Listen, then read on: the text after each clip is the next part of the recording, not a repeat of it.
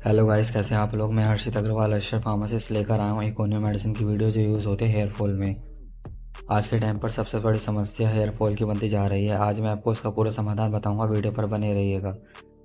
Video अच्छी लगी तो लाइक करिएगा, चैनल पर न्यू है तो सब्सक्राइब करके बेल आइकन पर प्रेस करिएगा ताकि जो न्यू वीडियोज़ हैं उसका नोटिफिकेशन आपके पास आता रहे।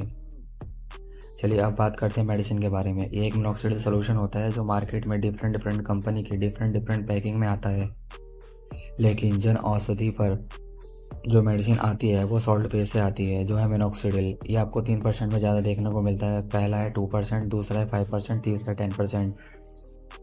आज जो मैं वीडियो बना रहा हूँ 5% पर है। अगर आपको और किसी परसेंट के बारे में जानना है तो कमेंट में बताइएगा, मैं उसको पूरी डिटेल्स आपको बताऊँगा उस पर एक वीडियो बनाकर। आज के टाइम पर मिनॉक्सिडिल हेयर ग्रोथ के लिए जाना जाता है। कुछ लोगों के हेयर फॉल जेनेटिक होता है, जैसे कि उनको पिता से, दादा से, परदादा से गंजापन मिलता है। एक कंडीशन होती है एलोपेशिया एरेटिया, जिसकी वजह से काफ़ी हेयर लॉस होता है। उस कंडीशन में मिनॉक्सिडिल यूज़ करने से काफ़ी रिकवरी हो जाती है हेयर लॉस में।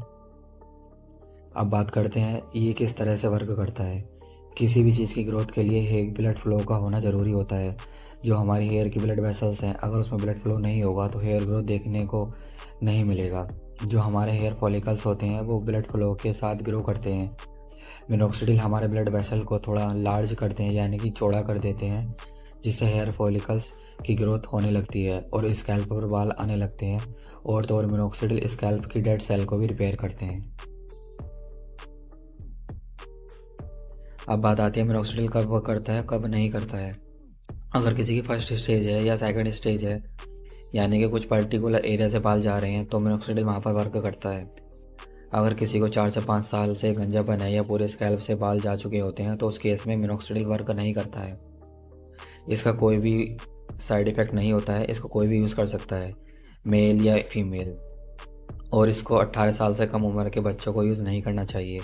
अब बात आती है मिनॉक्सिडिल तो मार्केट में बहुत महंगा मिलता है, हम कैसे यूज़ करें। सही चुनाव करना एक बहुत बड़ी समस्या होती है, तो इसलिए मैं आपके लिए जन औषधि केंद्र का मिनॉक्सिडिल लेकर आया हूँ जो काफ़ी सस्ता होने वाला है। वीडियो को एंड तक देखना, स्किप मत करना। पहले मैं मार्केट के ब्रांड के प्राइस से कंपेयर कराऊंगा, जो कि मार्केट में क्या क्या प्राइस देखने को मिलता है और जन औषधि केंद्र पर आपको कितना सस्ता मिलने वाला है, ये भी आज मैं इस वीडियो में पूरा बताऊंगा। क्योंकि मार्केट में इसका प्राइस काफ़ी हाई होता है और जन औषधि केंद्र पर इसका प्राइस काफ़ी कम रहने वाला है।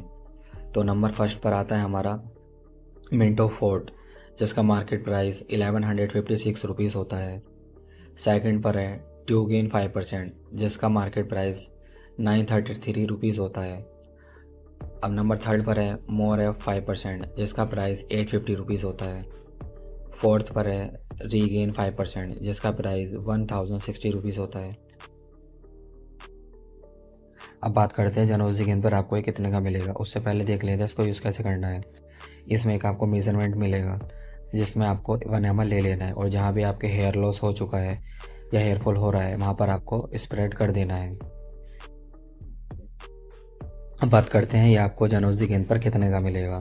तो जन औषधि केंद्र पर जो इसका प्राइस रहता है वो 160 रुपीज़ रहता है। जी हाँ, ओनली 160 रुपीज़ में आपको ये मिल जाएगा। ये किसी भी जन औषधि केंद्र पर आप परचेज़ कर सकते हैं।